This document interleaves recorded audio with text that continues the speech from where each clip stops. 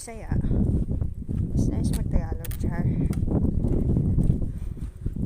Bisita kasi mag-Bisaya. Mainting suko. Clear ng water. Pwede ba? Kasi mainit.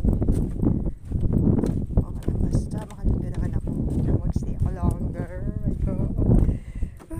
Pangarap ko magpag-woodland camp talaga. Nakita ko kanina. Tapos kaya naman ako. Safe naman na.